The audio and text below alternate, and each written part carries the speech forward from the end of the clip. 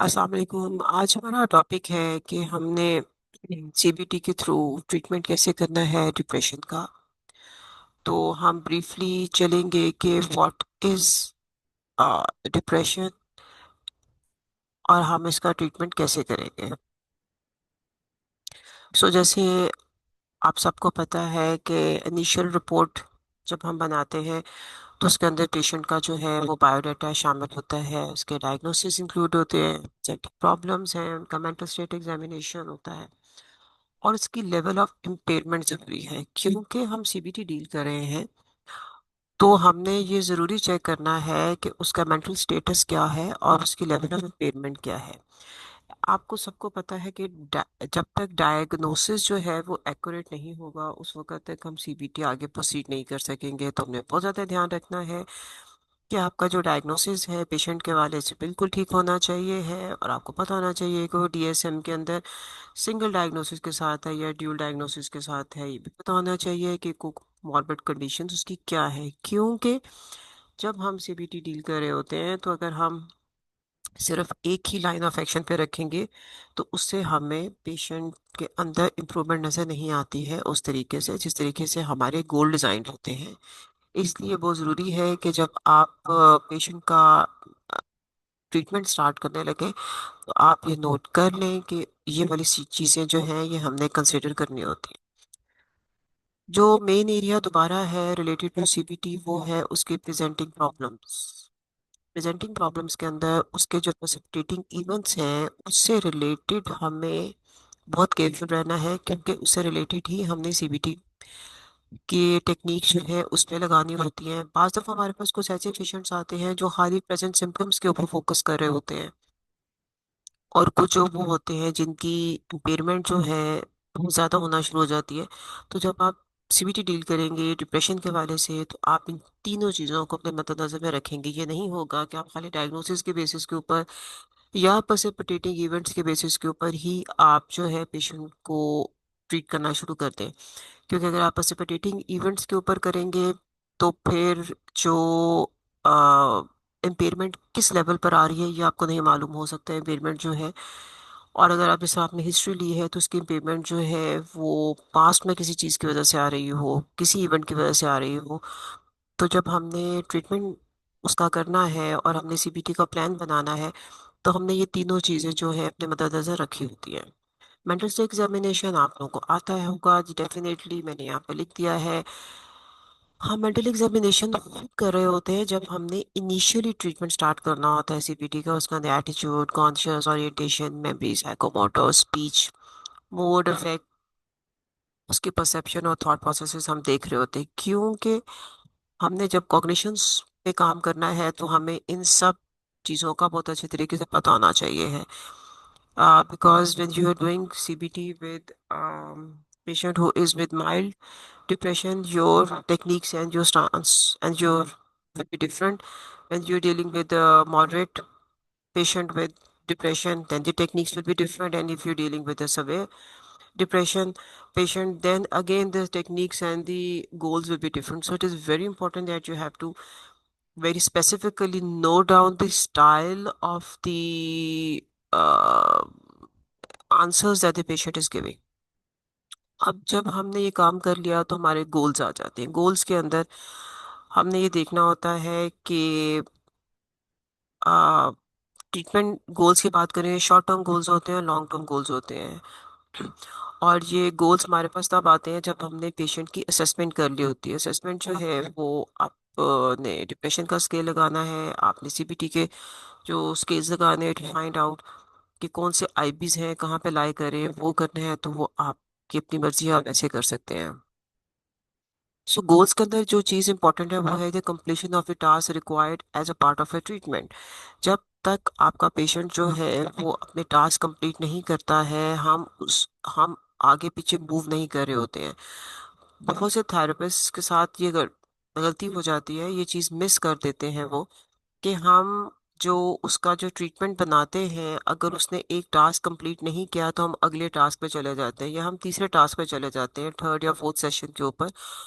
और जब वो पुराने टास्क कंप्लीट नहीं करता तो अगले टास्क पे जाने से हमारा जो गोल है वो अचीव नहीं होता है। जिस प्रोग्रेस के थ्रू एक एक स्टेप्स हैं जिसके थ्रू पेशेंट ने इम्प्रूव होना होता है, वो स्टेप्स हमसे मिस हो जाते हैं, जिसकी वजह से पेशेंट एंड में ख़राब हो जाता है। आप जितनी मर्जी टेक्निक्स लगाएं, जो मर्जी करें, लेकिन जब तक आप एक प्रोसेस फॉलो नहीं करेंगे उस वक्त तक कोई टेक्निक जो है वो काम नहीं करेगी।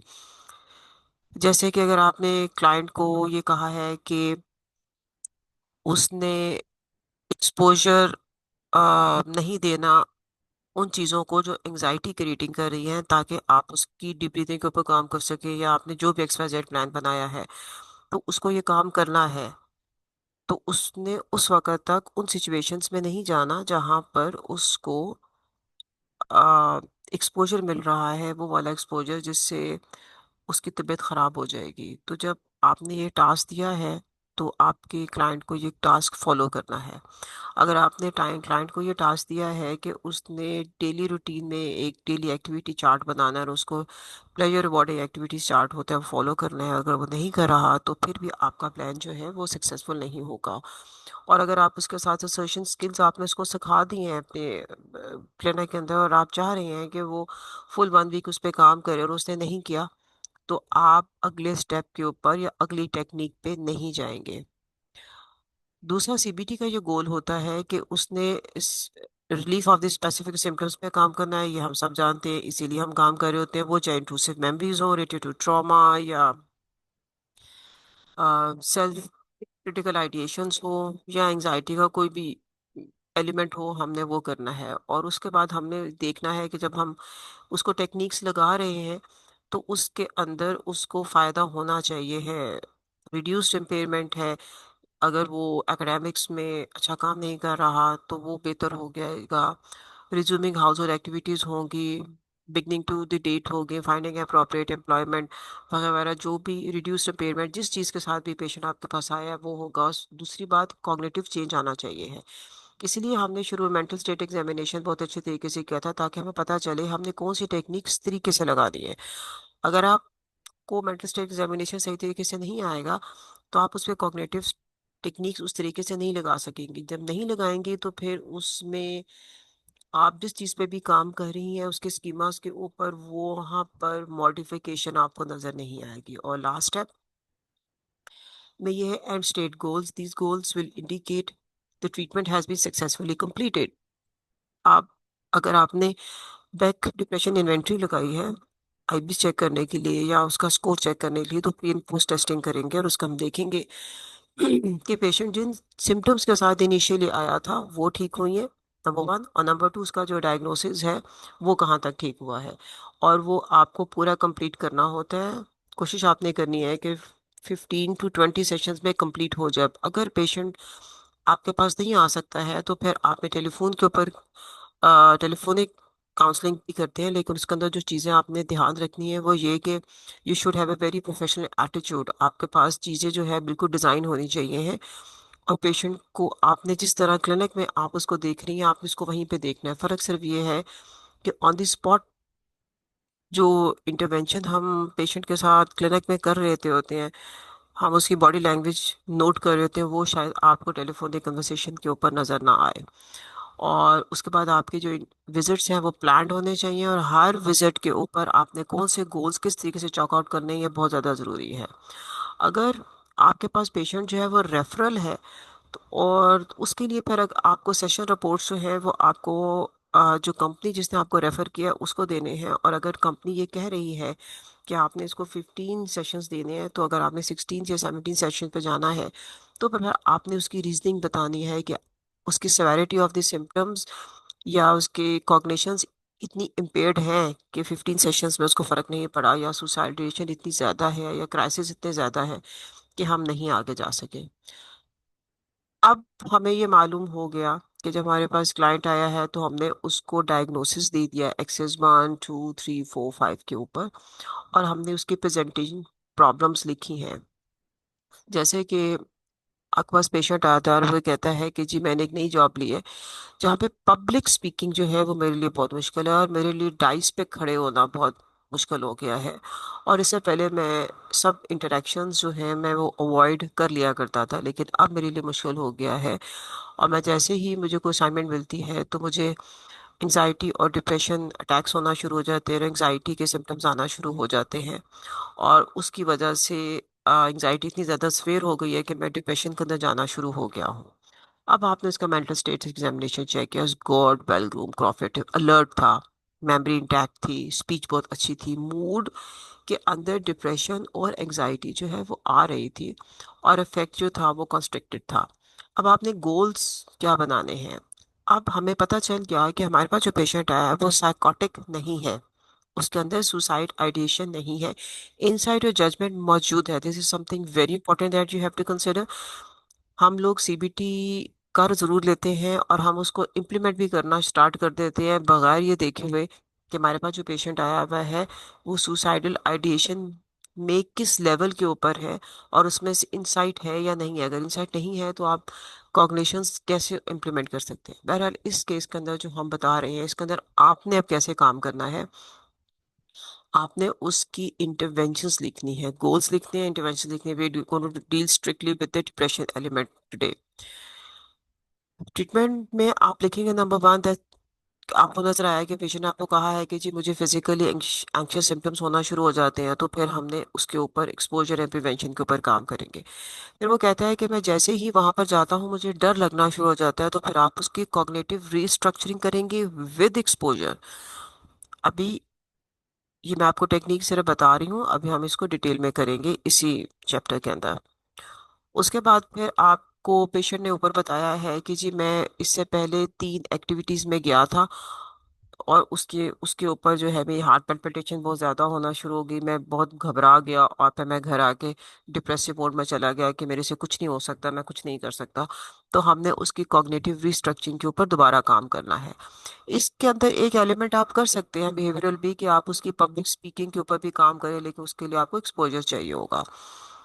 अब जब वर्थलेसनेस की बात की है तो उसने उतनी रिस्ट्रक्चरिंग कर ली है। अब जो इतने महीना हो गया है और हमें पता है कि डिप्रेशन जो है वो किस तरीके से प्रिवेल कर रहा होता है, हमने डीएसएम के मुताबिक उसको चेक कर लिया। तो जब वो ये कह रहा है कि जी मेरा अब नहीं दिल कर रहा कि मैं जॉब के लिए जाऊं, मैं सारा दिन घर में बैठा रहता हूं, तो फिर हमने उसकी एक्टिविटी रिशेड्यूलिंग करनी है। एक्टिविटी रिशेड्यूलिंग इसलिए करनी है ताकि वो उसमें से बाहर निकल आए। बस अभी मैं आपको सिर्फ ये बता रही हूँ कि हमने गोल्स और इंटरवेंशंस किस तरीके से चॉक आउट करनी होती हैं। ये नहीं होता कि आपके सामने जो भी पेशेंट आए एक सिम्टम बताए और आप साथ ही इंटरवेंशन स्टार्ट कर दें। There is a proper way to go around it.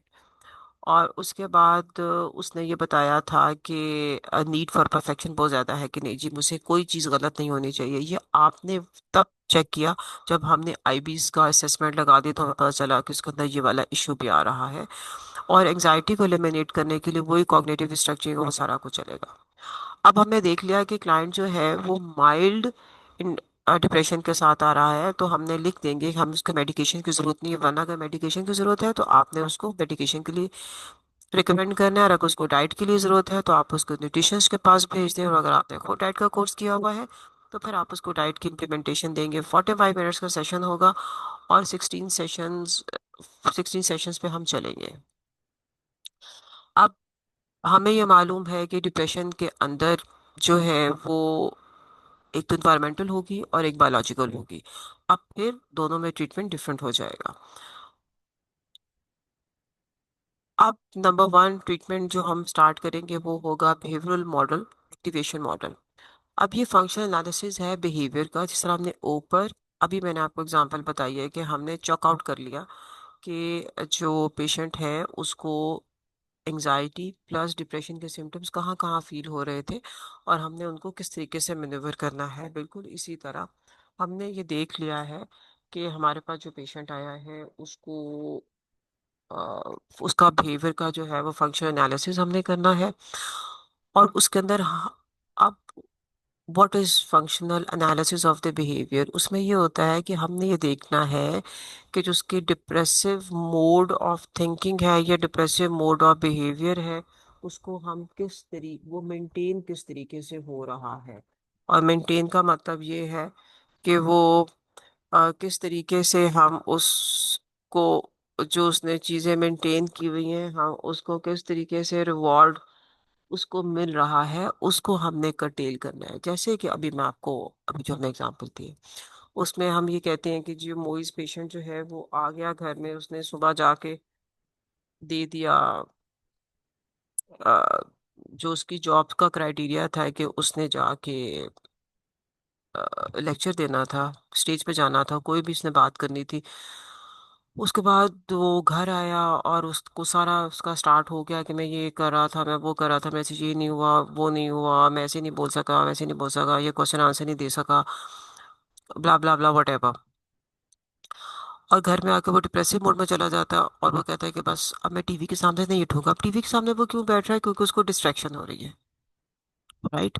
अब वो सारा दिन टीवी पे बैठेगा लेकिन उसका जो बिहेवियर है वो डिप्रेसिव मोड में चला जाएगा। अब आपने उसका बिहेवियरल एक्टिवेशन मॉडल के थ्रू उसका एबीसी चार्ट बनाना है कि इस वक्त जो वो बिहेवियर इम्प्लीमेंट कर रहा है वो किस वजह से कर रहा है, और हम जो भी बिहेवियर इम्प्लीमेंट करते हैं उससे हमें कुछ ना कुछ गेन हो रहा होता है। ये बिहेवियरल एक्टिवेशन मॉडल का एग्जैक्ट थीम है। आप एंजाइटी में भी हैं तो आपको escape का एलिमेंट जो है वो आप एज अ रिवॉर्ड आपको मिल रहा है। आप डिप्रेशन में जा रहे हैं तो आपको रिम्यूनेशन हो रही है और आप चुप करके टीवी के सामने जाके बैठ गए हैं। तो बेसिकली आप अवॉइड भी आप कर रहे हैं लेकिन आप उसको फेस नहीं कर रहे हैं। जिस तरह हम कहते हैं कि डिप्रेशन एंजाइटी तब आती है जब हम अपने सिक्योर्ड ककून में से बाहर निकलने की कोशिश करते हैं, क्योंकि हम चीज़ें फेस नहीं कर रहे होते हैं। तो आपने यहाँ पर ये देखना है कि जो आपका जो पेशेंट है वो जिस एक्टिविटी में इन्वॉल्व है वहाँ पर रिवॉर्डिंग क्या है और प्रडिक्टेबल पैटर्न ऑफ रिस्पॉन्सेज क्या होगा जिसकी वजह से उसका जो बिहेवियर है वो प्रोलॉन्ग होना शुरू हो जाएगा। So the therapy emphasizes activation of more rewarding and predictable patterns of response, increasing the contingency of behavior and reward. So the model emphasizes the predictability and control of the outcomes related to the behavior. अब एक और example है, for example जो मोइज है वो he can not sufficiently control or predict the social outcome since he anticipates rejection. अब उसको ये नहीं मालूम कि मुझे किन किन बातों के ऊपर जो है वो रिजेक्शन मिलेगी। अगर मैं स्टेज पे जाऊंगा तो वो डर के स्टेज पे ही नहीं जाएगा, या यूनिवर्सिटी ही नहीं जाएगा, या अपनी जॉब पे ही नहीं जाएगा, और वो घर में ही बैठा रहेगा, टीवी ही देखता रह जाएगा। और टीवी देखते हुए उसके दिमाग में रूमिनेशन स्टार्ट हो जाएगी, ऑब्सेशन स्टार्ट हो जाएंगे। देख तो वो टीवी रहा है लेकिन रोमिनेशन और डिप्रेशन के एलिमेंट स्टार्ट हो जाएंगे जिसकी वजह से उसका जो बिहेवियर है वो प्रोलॉन्ग होना शुरू हो जाएगा। अब आपने फंक्शन एनालिसिस उसका कर लेना है कि एबीसी प्रॉपर तरीके से बनेगी कि बिहेवियर इस वक्त क्या है, किस तरीके से ट्रिगर हुआ, और उसके और जो बिहेवियर इस वक्त वो चल रहा है उसमें रिवॉर्डिंग एस्पेक्ट क्या है। So this will be the activation model. हमें ये लगता है कि अगर जो पेशेंट है वो घर में बैठा हुआ है, एक ही बात बार बार रिपीट किए जा रहा है और वो कुछ भी नहीं कर रहा, तो वो मस्ती में है। मतलब वो बहुत डिप्रेशन में है, सपोज मस्ती में नहीं है, डिप्रेशन में है। लेकिन आप ये देखें कि वो डिप्रेशन में, मस्ती में, मस्ती आप नहीं कह सकते। आई विल से कि the patient is in a relaxed state. When you go to talk to the patient will say, I feel this, I feel this, I feel this. But when we'll do this model, through this model, you're going to get to know the patient is getting a reward. That is why the patient is persisting the activity. तो आप उसमें activity scheduling कर लें या उसको reward menus उसके लिए लिख दें ताकि वो एटलीस्ट टीवी के सामने से तो उठे।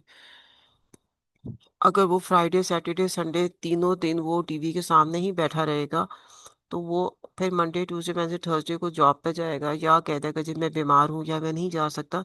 तो उसके उस बिहेवियर को इन्हांस किया जा रहा है, खुद ही वो अपने बिहेवियर को इन्हांस कर रहा है, वन वे और द अदर। जिस तरह हमने आईबीज पढ़े थे और हमें पता चला था कि आईबीज जो है वो ऑटोमेटिकली हमारे अंदर इनग्रेन हो जाते हैं of the passage of time. इसी तरह यहाँ पर भी जो बिहेवियर वो लेके चल रहा है उसके अंदर उसको रिवॉर्ड मिल रहा है, क्योंकि एंजाइटी को फेस करना और उसको खत कर्टेल करना वो आसान काम नहीं होता है किसी चीज किसी के लिए भी। तो हम एंजाइटी को कोशिश कर रहे होते हैं कि हम उसको उसको अवॉइड ही करते रहे, और उसको अवॉइड करने के लिए हम किसी हद तक भी जाते हैं। This is human nature basically. So we going to say that आपने ये देखना है कि उसको उस बिहेवियर जो उसने मेंटेन किया हुआ है उसकी इंटेंसिटी कितनी ज्यादा है। जिस केस केस के अंदर जो पेशेंट है वो ऑन जॉब है अभी 1 महीने से, लेकिन हो सकता है, इट इज़ अ प्रोबेबिलिटी, कि with in next 2 to 3 months वो ये जॉब को क्विट करके सारा दिन घर में बैठ जाए, क्योंकि उसको घर में बैठना सेफ लग रहा है। So sitting home is a rewarding element, so he is going to focus on getting that.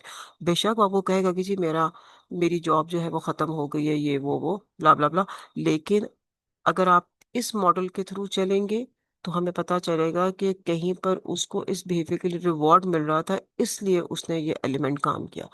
अब आपने क्या करना है, आपने इस चीज को रिड्यूस करना है। हमने उसको घर में बैठने ही नहीं देना क्योंकि उसको गलत रिवॉर्ड मिल रहा है। ये वाला एलिमेंट हमने इसके अंदर करना है। So eliminate the tendencies to avoid or escape from unpleasant emotions and an emphasis on the tolerating unpleasant feelings.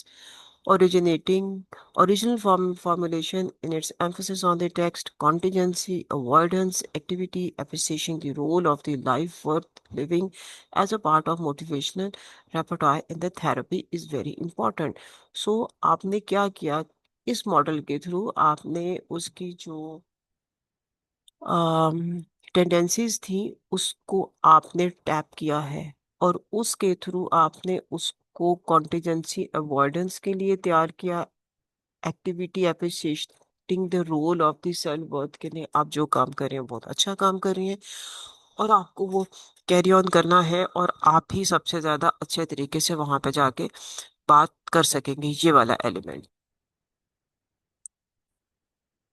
अब जब हमने इस चीज पे काम कर लिया तो अब हम उसकी प्रॉब्लम सॉल्विंग स्किल्स के ऊपर भी काम करेंगे। So what is problem solving skills? So in CBT problem solving skills is the lack of social skills and the lack of assertiveness to complete a task।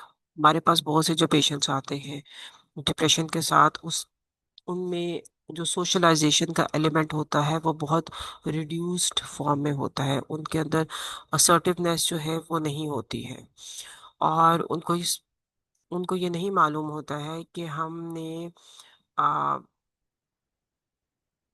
जो असर्टिवली किस तरीके से हमने चीज़ों को मैनूवर करना है ताकि हमारे जो प्रॉब्लम्स हैं सोशलाइजेशन से थ्रू वो रिड्यूस्ड हो जाए। तो जब आपके पास पेशेंट आता है तो आपने उसमें क्या करना है? Number one, you will train the patient to check the definition of the problem, what the problem is, original reason क्या है, वजह क्या है एक्चुअली, कि आप किस वजह से आप में जो लैक ऑफ सोशलाइजेशन की वजह से डिप्रेशन एंजाइटी आ रही है उसकी बेसिकली रीजन क्या है, वो चेक करेंगे, क्योंकि बाज़ दफ़ा लोगों को पता ही नहीं होता कि प्रॉब्लम है क्या। उसके बाद नंबर 2 पॉइंट आएगा कि what are the resources that you have you have you asked others how you going to how they are going through this problem and how are they manoeuvring with it. बाज़ दफ़ा लोग जो होते हैं वो किसी से बात नहीं करते हैं, जब वो बात नहीं कर रहे तो आपको ये भी चेक करना है अगर वो बात कर रहे हैं किसी से कर रहे हैं। अगर आप बात इन्हीं लोगों से कर रहे हैं जिनमें खुद सोशलाइजेशन की कमी है तो वो आपके पेशेंट को नहीं उठा सकेंगे, बाहर नहीं निकाल सकेंगे। तो आपने यहाँ पे ये देखना है कि वो किससे बात कर रहा है। Number one. और फिर अगर आप खुद कर रहे हैं तो अगर आपने ग्रुप सेशन करना है तो आप एक ग्रुप सेशन करें और उसके अंदर वो तमाम लोगों को लेके आए जिनको प्रॉब्लम सॉल्विंग स्किल्स का इशू आ रहा है, ताकि आप उनको अपने क्लिनिक के अंदर उनको बता सकें कि प्रॉब्लम रेजोल्यूशंस किस तरीके से चलती हैं, हम प्रॉब्लम को डिफाइन कैसे करते हैं, हम उसके बाद उसके हाइपोथेसिस कैसे निकालते हैं। हाइपोथेसिस के लिए ब्रेनस्टॉर्मिंग जो है ना वो आपको सिखानी पड़ती है। आपको बताना पड़ता है, पेशेंट को सिखाना होता है कि हमने एक इशू आ रहा है, हमने उसको किन तरीकों से देखना है। सपोज अगर आप कोई एक एग्जांपल ले ले, आप उसको बता सकते हैं कि अगर यही इशू है, सपोज कि मैंने उधर नहीं जाना, स्टेज पे नहीं जाना है, तो उसके अंदर आप उसको सिखाएंगे कि उसका ये वाला जो पर्सपेक्टिव है वो एक छोटे से बच्चा जो स्टेज पे जा रहा है उसका पर्सपेक्टिव क्या होगा।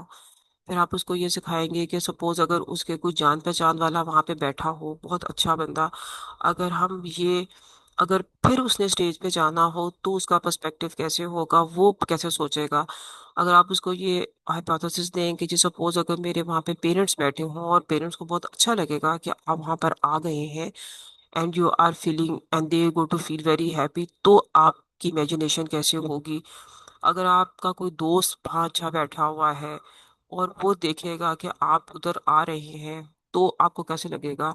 तो आपने ब्रेन स्ट्रॉमिंग करनी है according to what the problem your client has come with. हम ये आगे मजीद डिटेल में पढ़ेंगे इसको। अभी मैंने आपको सिर्फ थोड़ा सा हिंट बताया है कि हम ब्रेन स्टॉर्मिंग पॉसिबल सॉल्यूशंस कैसे देते हैं। जब आपके पास पेशेंट आता है तो आपसे पूछता है अच्छा जी आपका क्या ख्याल है, मुझे ये काम कैसे करना चाहिए है, तो फिर आप उनको डिफरेंट मॉडल्स जो हमने पढ़े हैं उसके थ्रू आप उनको सामने रख के बताते हैं कि हमने ये कैसे करना है। अभी इसके अंदर मैं अभी उन मॉडल्स के थ्रू डिप्रेशन को ही अभी हम टच करेंगे। जब आपके पास सॉल्यूशंस आ जाएंगे तो फिर आपने उनको प्रॉपरली ऑर्डरली उनको रैंक करवाना है। This is also another step in problem solving technique जो हम सीबीटी में इस्तेमाल करते हैं कि आपने बताना है कि पहले आप इस प्रॉब्लम को रिजॉल्व करेंगे, इस सॉल्यूशन को देखेंगे, फिर उसके बाद नेक्स्ट सॉल्यूशन को, फिर नेक्स्ट सॉल्यूशन को। और जितने सॉल्यूशंस आप देखेंगे उनके लिए पहले आप सेफ एंड साउंड उसकी एक्सपेरिमेंट आप अपनी थेरेपी में करवाएंगे उसको। उसके बाद फिर आप उसको कहेंगे कि अपने किसी फ्रेंड से या अपनी फैमिली में किसी से जाके इस प्रॉब्लम को एग्जीक्यूट करवाओ। उसके बाद फिर जो वो प्लान है वो आप फिर डिसेंसिटाइजेशन थ्रू जहाँ पे सेफ एंड साउंड एनवायरनमेंट हो वहाँ पर आप उसको एग्जीक्यूट करवाएंगे। और फिर फाइनली आप उसको इमेजरी के थ्रू आगे प्रैक्टिकली उसको स्टेज के ऊपर चढ़ाएंगे। तो most important thing will be कि उसको सारा वक्त अपने प्लान को रिवाइज करना है। अगर वो अपने प्लान को रिवाइज नहीं करेगा तो आपका जो टारगेट है ना वो अचीव नहीं हो सकेगा, वो फ्लॉप हो जाएगा। सो प्रॉब्लम सॉल्विंग स्किल के अंदर हमने आज ये सीखा कि पॉइंट नंबर वन कि प्रॉब्लम को डिफाइन किया जाता है, व्हाट द प्रॉब्लम इज। उसके बाद कलेक्शन की जाती है कि वो प्रॉब्लम जो है वो कहाँ से आई, किस तरीके से आई, किन लोगों के साथ वो कम्युनिकेट कर रहा है, कौन से लोग किस तरीके से उसका सॉल्यूशन दे रहे हैं, कहाँ कहाँ उसने उस प्रॉब्लम को रिजॉल्व करने की कोशिश की है और वहाँ पे इशू आया है, वहाँ से रिलेटेड उसके आईपीस कौन से थे। उसके बाद हम उसके साथ बैठ के ब्रेनस्टॉर्मिंग करेंगे उसके साथ बैठ के, क्योंकि हो सकता है अगर वो किसी ऐसी कंपनी से आया है जिसका आपको आइडिया नहीं है, तो फिर आप प्रॉब्लम्स को जनरेट करेंगे कि ये सॉल्यूशंस हैं, जनरेट करेंगे और उसके साथ उन चीज़ों को शेयर करेंगे। जब वो जनरेट हो जाते हैं तो फिर हम उसको ऑर्डर में रैंक करेंगे और one by one her solution को हम पहले क्लिनिक के सेटिंग के अंदर सेफ एंड साउंड सेटिंग के अंदर उसका एक्सपेरिमेंट करेंगे। और उसके बाद जहाँ पर हमें लगे कि सेफ इन्वायरमेंट में या सेफ सराउंडिंग में जाके वो बाहर इम्प्लीमेंट कर सकता है वहाँ पे करेंगे और कंटिन्यूस रिवीजन करेंगे और फिर इवेंचुअली उसको हम कहेंगे कि अब आप बाहर जाके ये करें। इसके साथ बिब्लियोग्राफी जो है वो बहुत इम्पोर्टेंट है। उन लोगों से मशवरा करना जो वाकई ही उस प्रॉब्लम को रिजॉल्व कर सकते हैं, मगर आपने ये बात ज़रूर जहन में रखनी है कि हमने अगर उसको उन लोगों के पास भेजते हैं तो उनकी पर्सनालिटीज और आपके क्लाइंट की पर्सनालिटीज जो है वो मोरो सेम होनी चाहिए। ये नहीं हो सकता कि बहुत ही पैसिव किस्म का जो बंदा है वो जो है वो एक्सट्रोवर्ट टेंडेंसीज शो करे, ऐसा नहीं होता है। आपने उसके अंदर जो आईबीज क्रिएट हुई थी ब्रेनस्टॉर्मिंग के थ्रू, हमने उन आईबीज के थ्रू उसको रिजॉल्व करना। अब जहाँ पे हमने शुरू में जो आईबीज किए थे उसके थ्रू जो हम कॉग्निटिव डिस्टॉर्शंस आती हैं उसकी हम यहाँ पे बात कर रहे हैं। हमने ऊपर पढ़ लिया हुआ था कि जो डिप्रेशन है उसके नेगेटिव व्यूज कहाँ से आते हैं, आपको अपने बारे में, दुनिया के बारे में, या failure towards the future, others and self से रिलेटेड जो ऑटोमेटिक थॉट्स आएंगी। प्रॉब्लम सॉल्विंग जब हम करेंगे तो हम उन चीज़ों को हाईलाइट करते हैं। उसके साथ अगर आप ये देख रहे हैं कि आपका क्लाइंट जो है वो फॉर्च्यून टेलिंग के अंदर या ऑल और नथिंग फिनोमेना के अंदर या डिस्काउंटिंग ऑफ द पॉजिटिव या कैटेगराइजिंग कर रहा है या माइंड रीडिंग कर रहा है, तो हमने उन एलिमेंट्स को भी डील करना है। हमने पहले पढ़ लिया हुआ है इन सब आईबीज को हम किस किस तरीके से डील करते हैं।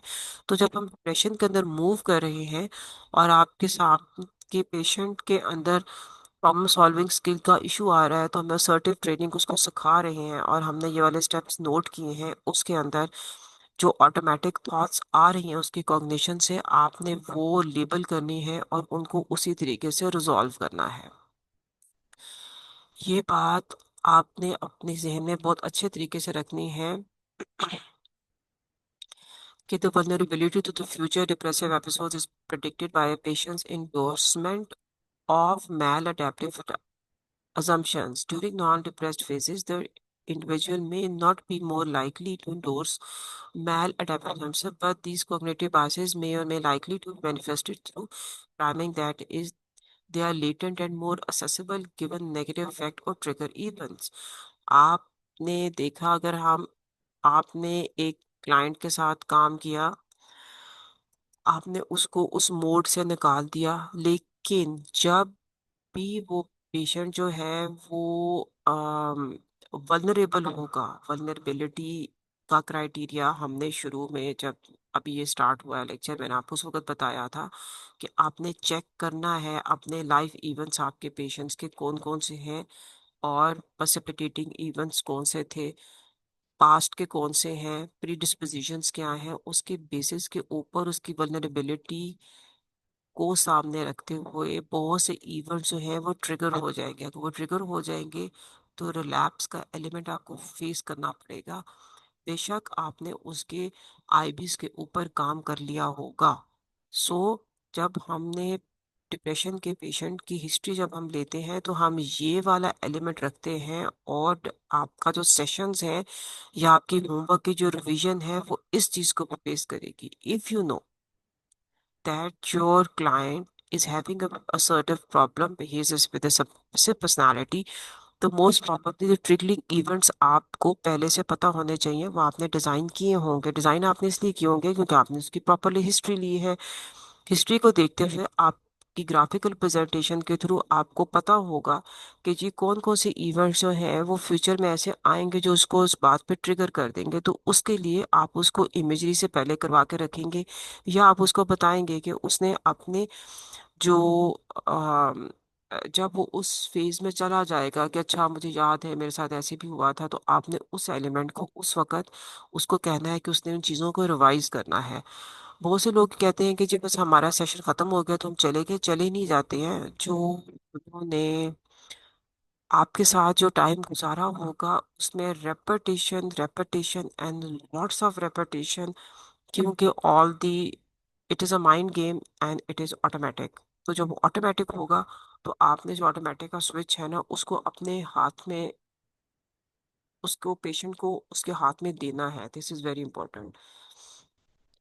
अब हम इसी के हवाले से एक और बात डिस्कस करेंगे कि जिस तरह आपको पता है कि सब चीज़ें जो हैं वो ऑटोमेटिक होती हैं। जैसा आपके पास डिप्रेसिव पर्सनालिटी के साथ एक बंदा आ जाता है और उसकी स्कीमास जो है वो बहुत पुराने हैं और उनके ऊपर वो रिलाई कर रहा है, तो उन स्कीमास को ब्रेक करने के लिए आपको कंटिन्यूस कंटिन्यूस आपको ब्रेनस्टॉर्मिंग करनी पड़ती है। और उसका क्राइटेरिया थोड़ा सा इसलिए डिफरेंट हो जाता है कि वो उनको आदत हो जाती है अवॉइडेंस और कंपनसेशन की। अब this is a very important criteria जो हमने शुरू की आईबीज में पढ़ा था, कि जब हम अवॉइड कर रहे होते हैं या जब हम कंपनसेशन की तरफ आ जाते हैं, तो उस दौरानिए के अंदर जो हमारा स्कीमा मॉडल ऑफ स्ट्रेस है वो ये कहेगा कि हमारे सारे पुराने एक्सपीरियंसेस जो हैं वो एकदम इंड्यूस हो जाते हैं हमारे अंदर। अब उसके लिए आप क्या करते हैं, आप उनकी जो, क्योंकि वो एक्सपीरियंसेस थे वो इमेजरी के अंदर थे, तो हमने एक्सपीरियंशियल एक्सरसाइजेस के टेक्निक्स के थ्रू, इमेजरी इंडक्शन के थ्रू, रोल प्लेइंग, कॉग्निटिव रिस्ट्रक्चरिंग के थ्रू उसको मॉडिफाई करना है।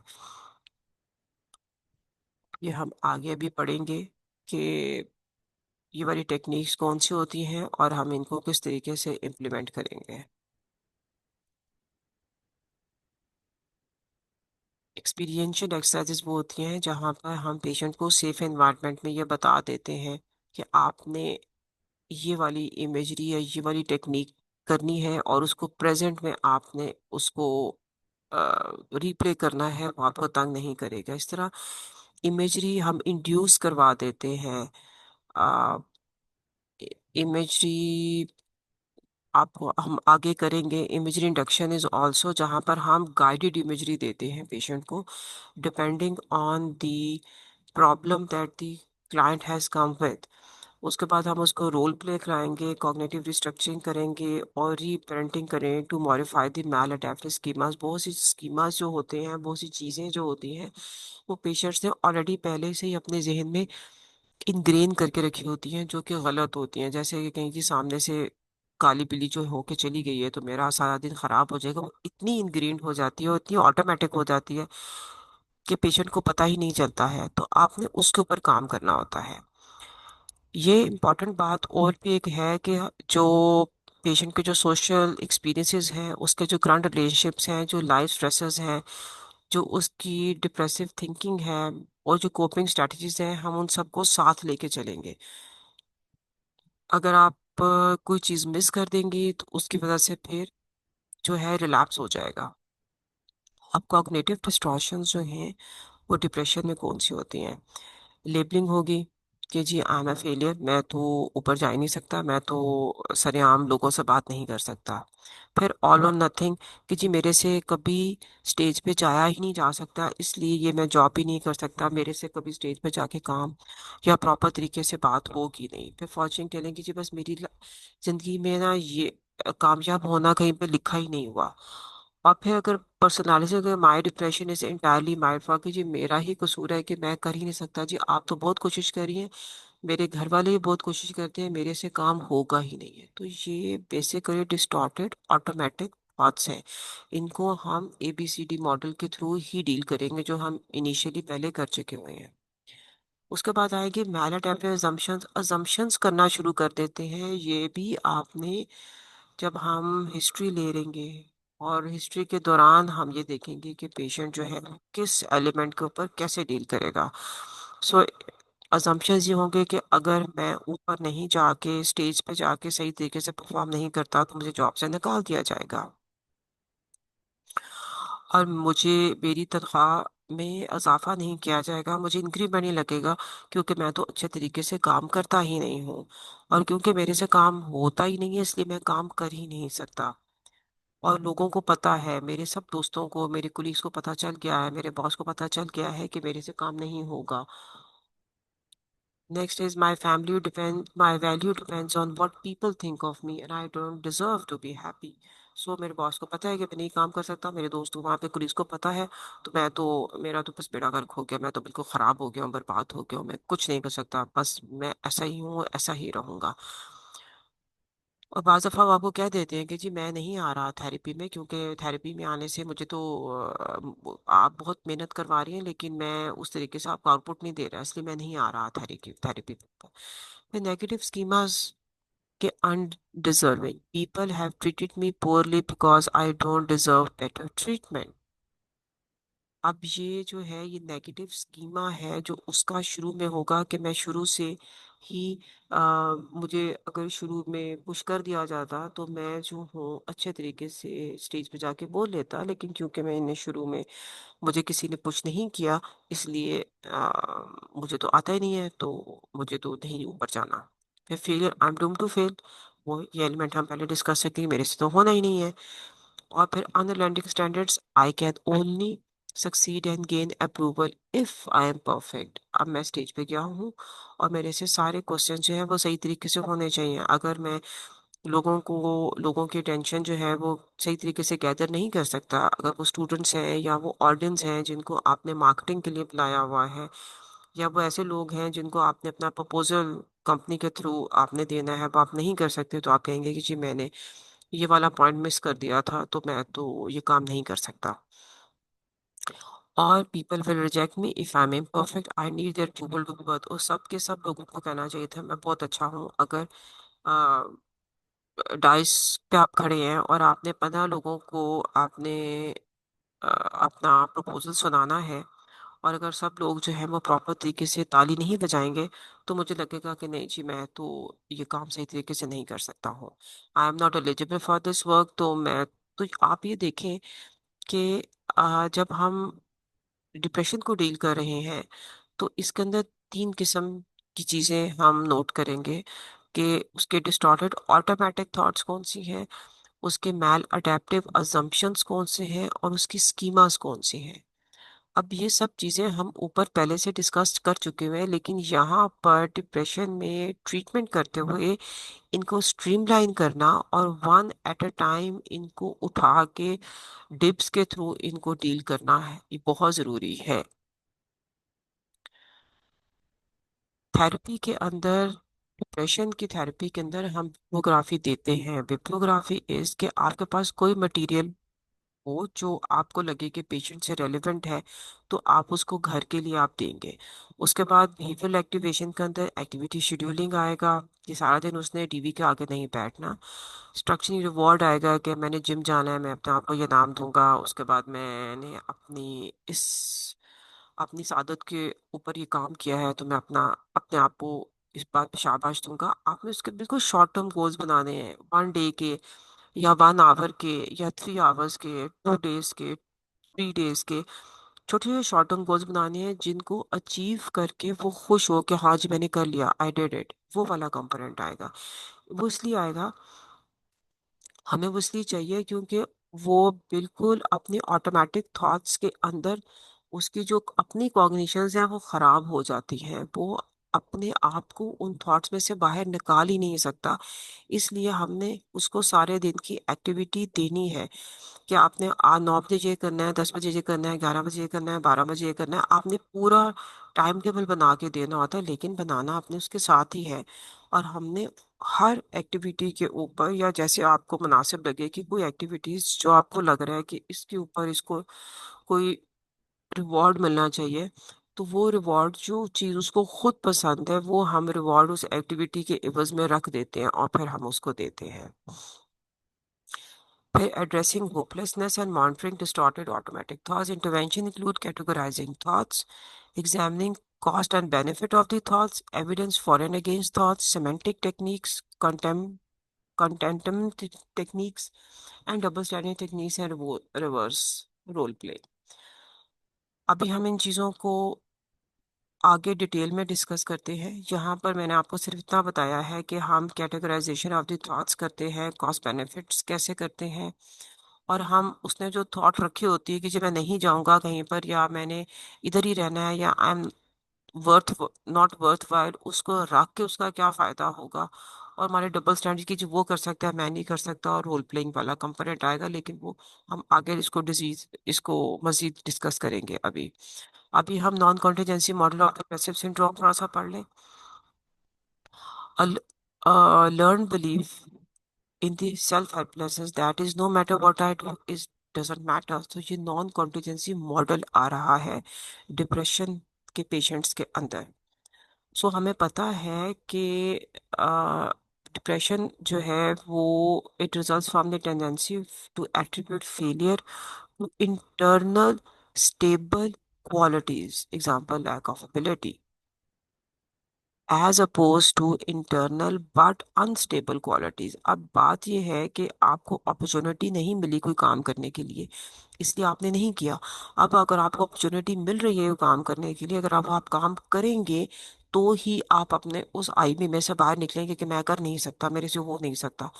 तो वो हो नहीं सकता या कर नहीं सकता नहीं होता जब आपको अपॉर्चुनिटी मिली ही नहीं, तो आप करेंगे कैसे? अगर आपने मोटर बाइक चलानी है तो मोटर बाइक आपको मिलेगी तो आप चलाना शुरू करेंगे ना। आप पहले ही कहते हैं जी मुझसे मोटर बाइक नहीं चलेगी, मुझसे मोटर बाइक नहीं चलेगी, ऐसे नहीं होता है। आपको मोटर बाइक मिलनी है, आपने उसको सीखना है और उसके बाद आपने फैसला करना है कि आपको चलाने आती है नहीं आती है। अगर ये कहें, अब आपकी assumptions हैं, आप पहले अज्यूम करके बैठ जाएं कि जी मेरे से तो नहीं चलेगी क्योंकि वो तो टू व्हीलर है, तो आपकी assumptions जो हैं वो फिर आपको नहीं चलाने देंगी। क्योंकि जो आपके आपने जो प्री हैंड आपके जो स्कीमास थे कि जी लड़कियां तो चलाती नहीं है, या मोटर बाइक्स टू मतलब व्हील से चलाने से जो बंदा है वो गिर जाता है, या इस एज में नहीं चला सकते हैं, कुछ भी ब्ला ब्ला ब्ला, कोई भी एक्स वाई जेड रीजन हम देंगे, हमने उनको कर्टेल करना है थ्रू ABCD मॉडल जो हमने इनिशियली पढ़ा था। जो होपलेसनेस की टेंडेंसीज हैं पेशेंट के अंदर, वो फेलियर का जो एलिमेंट आ रहा है वो कहाँ से आ रहा है उसको आपने लोकेट करना है। वो इंटरनल डेफिसिट की वजह से है, अगर इंटरनल डेफिसिट की वजह से है तो फिर आप उसके ऊपर उस पे काम करें। उस पे काम कैसे करें? आप उनको लोकेट करें और उसको रिजॉल्व करें। डिपेंडिंग इंटरनल डेफिसिट क्या है, बायोलॉजिकल है या साइकोलॉजिकल है। बायोलॉजिकल है तो हम उसको डाइट से मैनेवर करेंगे, अगर साइकोलॉजिकल है तो हम उसको ABCD मॉडल के थ्रू उसको ठीक करेंगे। सो जब आपके पास ये वाले क्लाइंट्स आएंगे डिप्रेशन के, उसके अंदर उनकी जो अपनी एट्रीब्यूशंस हैं उस उसके थ्रू भी आपने उसको डील करना है। Help patients attribute their failure to lack of effort or bad luck, unstable factors, and to task difficulty, external factors, and to attribute their success to the ability to overcoming difficult tasks and to permanent qualities about themselves. As patient evaluate a goal as an alternate rather than a necessity. अच्छा, आप try तो करके देखिए, ये नहीं कि try नहीं करना, एडवेंचर तो करना है, ट्राई तो करना पड़ेगा जो मर्जी हो जाए। ट्राई के बगैर तो गुजारा नहीं है ना जी। आप जब तक रिस्क नहीं लेंगे लाइफ के अंदर, लाइफ जो है वो बिल्कुल स्टेल हो जाएगी, वो रस्ट हो जाएगी। रस्ट हो जाएगी तो आपकी ग्रोथ नहीं होगी। जिस तरह हम कहते हैं जब पेन आती है वो आपको ग्रोथ देती है, इसी तरह आपको नई चीजें जिंदगी में सीखनी है और उसके अंदर फेलियर भी आएगा और टेंटेटिवली एंजाइटी भी आएगी, मगर 5 या 6 ट्रायल्स के बाद एंजाइटी भी खत्म हो जाएगी और सक्सेस रेट भी आप बढ़ जाएगा। ये चीज जो है ये आपने पेशेंट के अंदर इनकलकेट करनी है by telling the patient repeatedly. So place the content, place stress on the content of the thoughts. उनके स्कीमास ही गलत है जिसकी वजह से वो काम नहीं कर रहा। इसमें फिर क्या चीज आएगी? Process, function and strategy. अब आपने आईबी लोकेट कर लिया, यहाँ पे कोई भी XYZ आईबी है, आई डोंट नो कि आपके पेशेंट के पास कौन सा आईबी आएगा, जिस आईबी के साथ भी वो आ रहा है आपने लोकेट कर लिया है। अब आप उसको प्रोसेस करें और उसको फंक्शन में लेके आए। और फंक्शन में लाने के लिए जो आपको डिफरेंट स्ट्रैटेजीज चाहिए हैं, एक्सपीरियंशियल, क्या आपने उसको क्लिनिक में एक्सपेरिमेंट करवाना है, सेफ एंड साउंड इन्वायरमेंट में कराना है, या उसके अपने ऑफिस में करवाना है, या आपके पास एक बच्चा आ रहा है एग्जाम के लिए, आपने उसको टीचिंग स्ट्रैटेजीज सिखानी है, मेमोनिक्स सिखाने हैं, और उसके बाद उसको आपने टेंटेटिवली ½ एन आवर का पास पेपर देने हैं, टेस्ट देना है। फिर आपने उसको बोर्ड के एग्जाम्स की तरह के स्ट्रेस देने हैं। फिर आपने उसको किसी अनजान जगह पे बिठा के उसको कहना है कि आपने थ्री मतलब it you have to devise the strategies on your own depending on the nature of the problem that your client is going to give you। रुमिनेशन आपको पता है पैसिव होती है और एक्सेसिव होती है, और क्योंकि ये एक्सेसिव होती है तो ये पेशेंट को ट्रैप कर लेती है उसके ऑटोमेटिक थॉट्स को। और वही ऑटोमेटिक थॉट जब ट्रैप हो जाते हैं तो वो मूव करना शुरू कर देते हैं। वो इतनी स्पीड से मूव करते हैं, इतनी स्पीड से मूव करते हैं कि उनमें इतनी जिसारत ही नहीं होती कि वो पॉजिटिव एलिमेंट की तरफ सोच भी सकें। आपके पास जब वो आते हैं तो कहते हैं अच्छा जी, मैंने ये एलिमेंट कभी सोचा ही नहीं था, अच्छा ये ऐसे भी हो सकता है, इसलिए नहीं हो सकता उनके लिए, क्योंकि वो ट्रैप होते हैं। और ट्रैप इसलिए होते हैं क्योंकि ये पैसिव होती है। पैसिव चीज जो होती है ना, वो बिल्कुल स्लोली आती है और वो आपको नीचे से आके, जिस तरह रूट्स को अच्छे तरीके से, एक दरख्त को नीचे से रूट्स ने अच्छे तरीके से पकड़ा होता है, इसी तरह ये डिप्रेशन के जितने भी एलिमेंट्स आएंगे उनको वो रूटेडली पकड़े जाते हैं। जब वो रूटेडली पकड़े जाएंगे तो आपने, उनका ध्यान जो है वो बार बार बार बार बार बार उस तरफ जाएगा। अब वहां पे वो ट्रैप हो जाते हैं। उनको लगता है कि जी मेरे से कोई काम नहीं हो सकता, ये तो हो ही नहीं सकता, ये तो मुनासिब ही नहीं है, ये मुमकिन ही नहीं है, ऐसे कैसे करेंगे हम। अब आप क्या करेंगे? अब आपने यहाँ पर उसका जो रिस्पॉन्स स्टाइल है उसको आपने ब्रेक करना है। वो आप कैसे करेंगे? आप उसको अटेंशन ट्रेनिंग सिखाएंगे। उसको ये बताएंगे कि आपने अपने आप को डिटैच करना है। माइंडफुलनेस एक्सरसाइज अभी हम आगे आपको मैं डिटेल में बताऊंगी, हमने वो करनी है। और फिर रुमिनेशन आती है कि मैंने इस प्रॉब्लम के बारे में सोचना, आपने कहा नहीं हमें अभी नहीं सोचना, अभी सुबह 10 बजे का टाइम है, अभी मैं नहीं सोचूंगी, मैं 3 बजे सोचूंगी। आप पोस्टपोन करना सिखाते हैं पेशेंट को कि आप पोस्टपोन करें। फिर आप ये बताते हैं कि जब बिलीफ्स आ रहे हैं तो अगर आप पोस्टपोन कर रहे हैं तो आप उसको मॉडिफाई करें। मॉडिफाई करने का तरीका ABCD के थ्रू हम पहले कर चुके हुए हैं। कॉस्ट एंड बेनिफिट के थ्रू कि आप इस सोच को बार बार जो सोच रहे हैं उससे आपको क्या फायदा हो रहा है, इससे कोई फायदा नहीं हो रहा तो आप उसको छोड़ दें। कॉस्ट बेनिफिट में आप प्रॉपर तरीके से लिखवाते हैं कि ये आपकी थॉट है, इसमें आपने इतनी देर तक सोचा, आपको क्या फायदा हुआ, अगर आप इसको अब नहीं सोचेंगे तो उससे क्या फायदा होगा।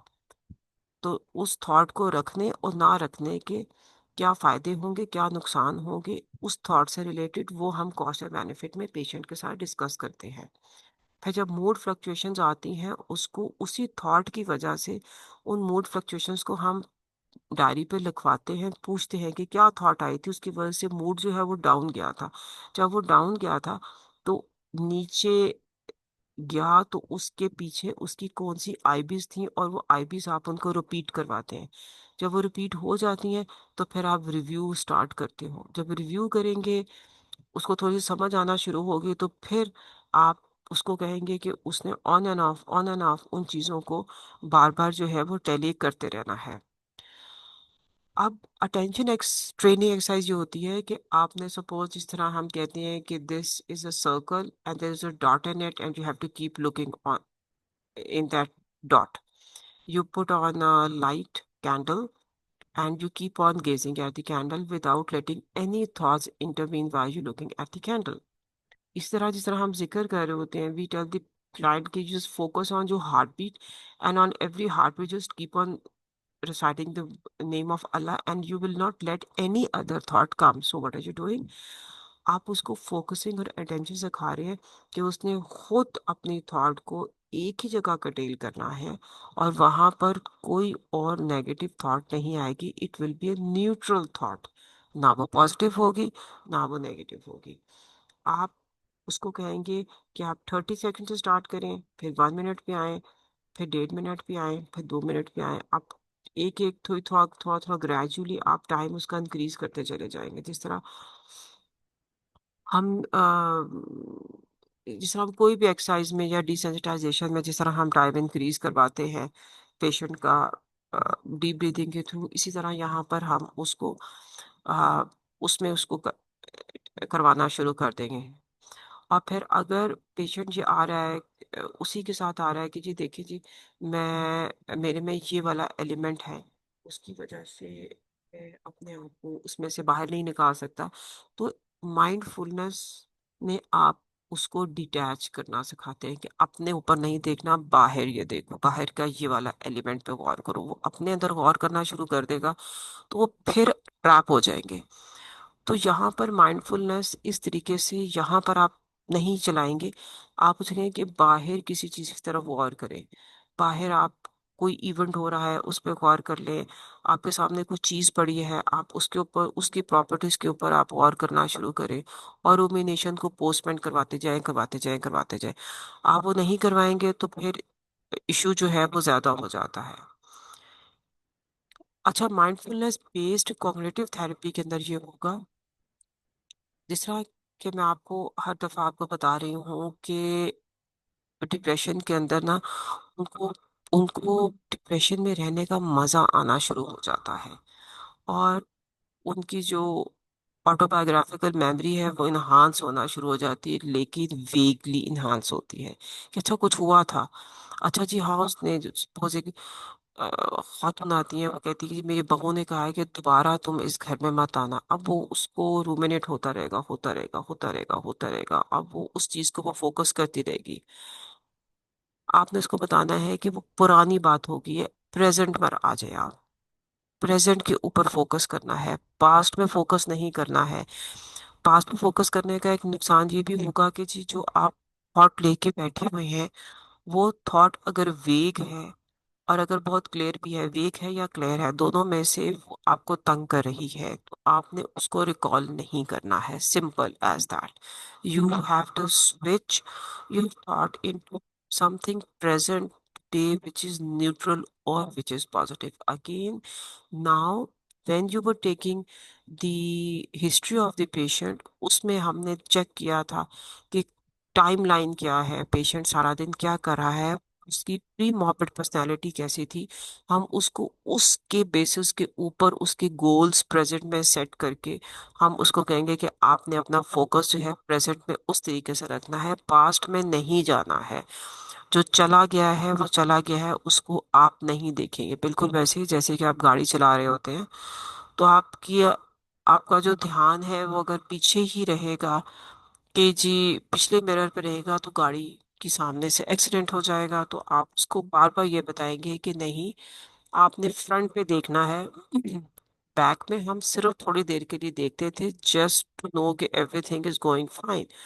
किसी ने पीछे से हॉर्न बजाया है तो आप पीछे से देखते हैं कि जी किसने हॉर्न बजाया, रहा था कि you just turn fully back and just see. तो हल्का सा देखना है ताकि आप मैन्यूवर करें, तो वो हल्का सा देखना होता है। ये नहीं होता कि आप उसके अंदर पास्ट में जाके आप बस बैठ ही जाएं और वहां से निकलना आप पसंद ही ना करें। तो वो फिर इशू आना शुरू हो जाएगा दोबारा से।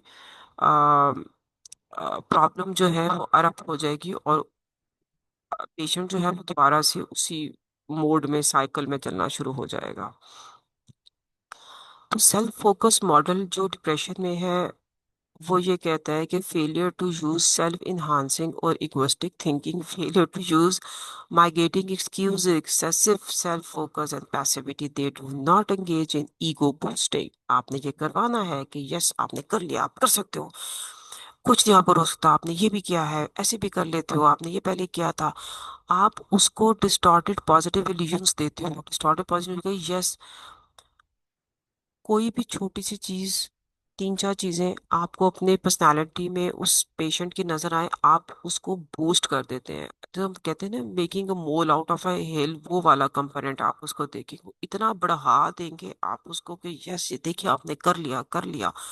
तो उसको लगेगा कि हाँ यार, मतलब ये बहुत जबरदस्त काम था जो मैंने कर लिया। उसको आप इतना बूस्ट करते हैं कि उसको इतना टाइम ही नहीं मिलेगा कि वो पीछे जाए, और पीछे नहीं जाएगा। और वो सेल्फ बूस्टिंग उसकी स्टार्ट हो जाएगी, बेशक वो इल्यूजन में ही क्यों ना हो।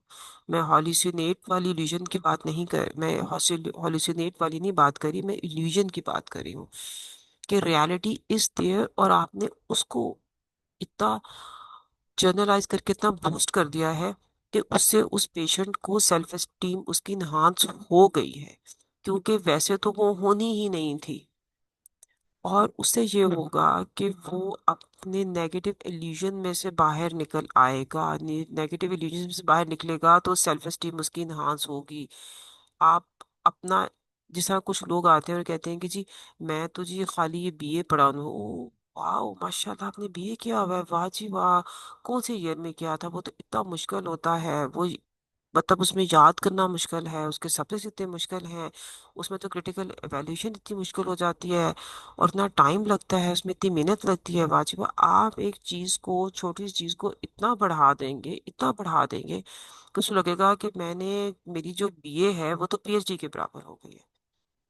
जब आप बूस्टिंग करके और उसकी उसके पॉजिटिव इल्यूजन्स को बढ़ाएंगे, तो वो सेल्फ फोकस में से बाहर निकला आएगा। सेल्फ फोकस जहाँ पे उसने सिर्फ ये सीखा हुआ था कि मैंने जो है ना फेलियर के ऊपर फोकस करना है, तो हमने उसको ये सिखाया कि एक चीज को बूस्ट करें और उसको इतना मजा आना शुरू हो जाए कि वो हर जगह अपनी ही यही बातें करना शुरू कर दे। इंटरपर्सनल के अंदर, क्योंकि अब जो आप हम भी जो केस डिस्कस कर रहे हैं इसके अंदर उसके स्किल्स जो थे वो इतने अच्छे नहीं थे, इसलिए वो स्टेज पे जाके नहीं बोल सकता था। बहुत से डिप्रेशन के पेशेंट्स जो आपके पास आएंगे, उनका यही वाला एलिमेंट होगा कि जी हमें पता नहीं था हमने क्या जवाब देनी है, हमें समझ में नहीं आ रहा था हम उसको क्या कहें, किस तरीके से कहें, और उसने गलत बोल दिया और उसकी वजह से मैं डिप्रेशन में चला गया।